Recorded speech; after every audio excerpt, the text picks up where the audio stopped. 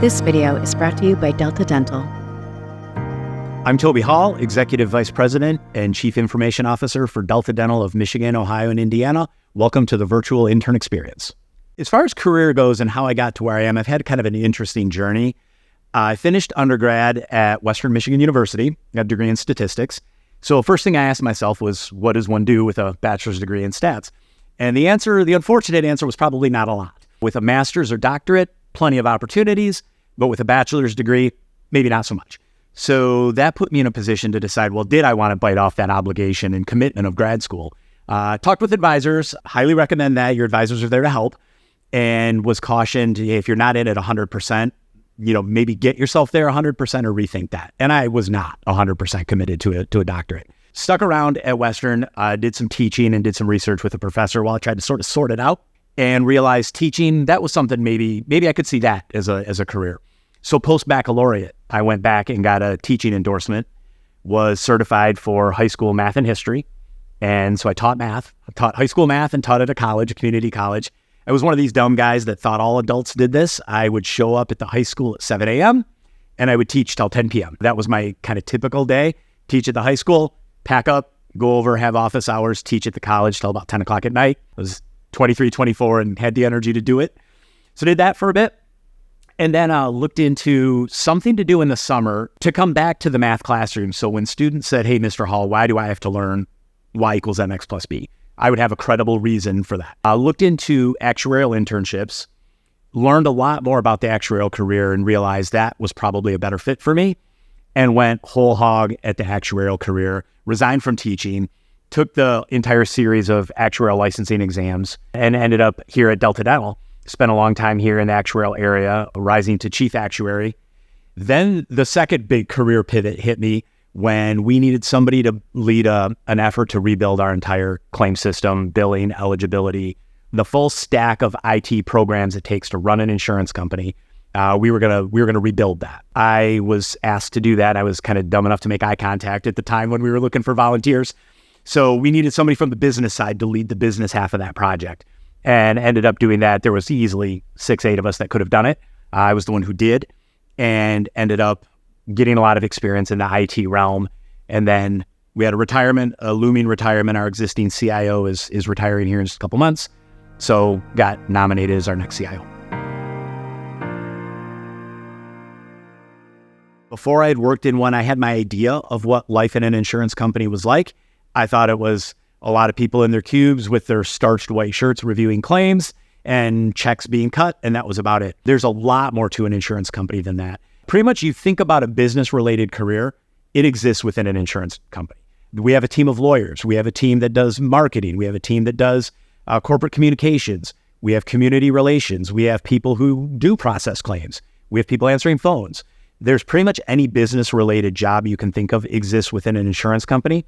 It's, in my mind, a fantastic industry to get in, especially if you know you want to be in the business world. You're not exactly sure where you want to fit in. Interning at an insurance company would be a great way to find out, especially if that insurance company during your internship allows you to sort of pop around and experience different things. Especially now, when I went through college, I graduated college in the late 90s, internships were a thing and they were encouraged, but it wasn't approaching the table stakes that it is now. And so I think that's sort of the bad news, maybe, if you will, is that internships, employers are really starting to look for those. I think college shows me that you know a lot. An internship shows me you can do a lot. And those are two very different skill sets. A successful internship or two under your belt makes you a much more marketable candidate. Now, I say that's sort of the bad news is the competition is there. The good news is, and if there's anything good that came out of a pandemic, is that virtual internships do exist. We can do those internships and not require you to be within a 20-mile radius. Just in my own shop, we've had interns. We had one from California a few years ago, never even set foot in the state of Michigan, and was a fantastic intern. So I think they're a great way to learn those skills you can't learn sitting in a classroom, reading from a textbook, mastering a syllabus. Those are all important things. We need to do them, but there's other job-related skills we look for that you can't learn in that setting, and an internship is a great way to do it. I think no matter what your chosen field is, no matter how you get started, no matter what that path you think is, stepping outside of your comfort zone is one of those things that will kind of differentiate the herd. It'll thin out the herd a little bit. You could count on one hand the number of people in their 20s that had a plan and then their life went exactly according to plan. That just doesn't happen. That's not to say you shouldn't have a plan. You absolutely should have a plan, but be flexible and be prepared for it to change. You never quite know what life throws at you. You can choose in many cases to turn those opportunities down and say, I like my current role. I like the path I'm on. I want to stay there. That's okay. That has some career consequences to it. And if you're good with it, it's good for your family and your life, then go for it. I was looking for something a little different. I wanted a new challenge. I wanted to learn something new. And when those opportunities come along, grabbing them with both hands is sometimes the best thing you can do. This is an age-old question. How do I stand out and demonstrate that I bring some value when I really don't have any direct experience? And some of it is in the resume process and cover letter process. Most places where interns are coming from, be it high school or college, there's someone there that can help with career advice, career counseling, reviewing a cover letter. Do not take your cover letter straight from ChatGPT. We will be able to tell. That's fine to use it as a starter, but don't be afraid to go in and make some edits. And resume tips, those are underused resources. So take advantage of those no matter where you happen to be. And then make sure your entire value pitch in the resume, the cover letter, the interview process is done through the lens of what you can do for the company. What the company, yes, they're taking a risk, but try not to come across as you're doing the company a favor by being there. It's more of, hey, here's the value I can add. Here's a new energy I can bring to the department. To me, that's one of the biggest advantages of our summer interns is the energy level just changes in those departments in a very good, positive way. They're young, they're smart, they're hungry, and it makes the full-timers kind of find a new gear and think about things a little different. It challenges old ways of working. And I think if you can highlight that, that's a good thing, and come to that interview well prepared. We all have our favorite interview questions, and I'll spoiler alert, I'll tell you mine. What did you do to prepare for this interview is a great question because it gives me insight into, are you a do the minimum kind of person, or are you a go the extra mile kind of person? A not great answer to that would be, I found the building, I drove by it and figured out where I wanted to park. That's leaning towards the do the minimum. The better answer is I research your products, your competitors. I know you're trying to move into this space. An entrenched incumbent is this company, and here's what I know about them. That is wildly different and completely done sitting at your desk through Google. Say is if you're getting ready for the interview, get some reps in. Despite what people tell you, you like going through a list of interview questions is probably not the right way to do this. Sitting down and having somebody conduct a mock interview, they'll never be able to ask all of the questions that your employer is going to ask, but you can get your reps in thinking on your feet. And the types of questions, you'll be surprised how quickly your brain will adapt. And, oh, I've never heard this question before, but I've heard some other things kind of like it, and now I'm not thrown off my game. So do 2, 3, 4 practice interviews. If you can get somebody to record them for you, so much the better. And if you get those reps in, your actual live fire interview will be much better. So once you're in the door as an intern and you're thinking about ways to stand out, the best ones I can give you are maintaining a good positive attitude and demonstrating a work ethic. Fits in with the culture of the company as best you can. And the 2 specific behaviors I can point to that I've seen from interns that have been really successful is maintaining a bit of an outgoing personality, not to the point where it's coming across as fake or intrusive or overly social, but don't be the wallflower that just sits in your cube and does your work either. Make sure you integrate with the team a little bit. Let them get to know you. That's equally important. This is, in many cases, a 12-week interview. So having that outgoing personality come across as somebody that would fit in, somebody the team would like to work with. The other behavior is don't be afraid to ask for work. I see some interns, typically I always tell my hiring managers, if you've got enough work to keep an intern busy, 80% of the time it's worth going to market for an intern. Less than that, it might not be worth. But that leaves 20%. And that's okay, because part of the intern sponsor obligation is to plug you in and let you see other parts of the company kind of as an observer. And that's what I would backfill that 20%. But don't be afraid to say, hey, I think I've finished this assignment. The next one's not ready yet. What can I do? How can I help for the next half a day or day?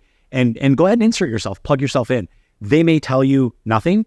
Just go observe and attend a meeting and just kind of be there. And that's okay. But I guarantee it left an impression that you went out of your way to ask. There's a couple things they could do to take that full-time offer sort of off the table. And that's assuming there is a full-time offer available. One would be kind of the opposite of the things that make you a desirable intern. So being a very passive, I'm not proactive. I want work to land on me. I'm not going to go seek new things, or I'm not going to insert and socialize with the rest of the teams. That's probably one way that they may love the work you did for the summer, but they may pass on that. A sense of what the company can do for you rather than what you can do for the company. You're there to add value. You're there to make yourself appear as a good part of the team. We've got a need. We could plug you in right away and you could contribute. What can the company do for me is probably not the right way to go and not the right way to be perceived. If you're in the door somewhere as an intern and we think there's a full-time offer available, you think you've got a good shot, it's worth it to spend some time thinking about if it would be a good fit. And I think I'm going to say the bar is set, and I'm purposely saying this, the bar is kind of low. As long as the work that you do is moderately engaging some of the time, it's a pretty low bar, and your company is ethical, of course. They're not polluting the environment and doing other horrible things. It's an ethical company. The work is moderately engaging some of the time. It absolutely boils down to the people you work with. And if you, throughout those 12 weeks, you think this is a team you would like to spend time with, does not mean you're best friends, does not mean you're socializing afterwards, but you could spend your 8.5, 9 hours a day with this team and be happy and fulfilled. That goes a long way towards it being a good fit. Then I would pivot a little bit and say, okay, now we've crossed that bridge. It's a good team I want to get to know and work with. Then look for a manager or signs of a manager that has sort of the heart of a teacher and is going to invest a little bit in you. I don't think at entry level is at all too early for that. I think the good managers do make investments in those entry level people. Is it somebody who's going to help stretch you, develop you, give you new challenges, or is it just going to be a one-way distribution of work? And that's very transactional. If it feels transactional, long-term, that's probably not the best thing. Internship wraps up. You are lucky enough to land that full-time job. What does the first year to 2 years look like? So I would say the interview process or the internship process is an extended interview. Once that wraps up, that doesn't mean like all bets are off and we can kind of perform any way we want. That early period of your career is still an extended first impression. I would say it's more about consistency at this point. We don't need to be, Olympic level performance at every minute of every day, but we need to be putting forth good effort, acceptable to above acceptable performance over an extended period of time. Being seen as the steady Eddie that you can always count on is kind of the sweet spot of where you want to be. During that initial phase too, you're not at a position quite yet in the career to turn work down. So at that point, I think being willing to say yes to almost anything is a good place to be. Now, don't stretch yourself so thinly that your quality suffers. And your manager should help you with that in triage, if you need things taken off your plate. But being known as the person, hey, we've got this piece of this project, we need an extra set of hands on, being the go-to person that will say yes and deliver on that is going to pay off huge dividends over time. So it's that long-term, think about over a year, consistent level of performance day in and day out, flashes of brilliance along the way. Doesn't have to be brilliant every single day though. Thank you for watching. To learn more, check out virtualinternexperience.com.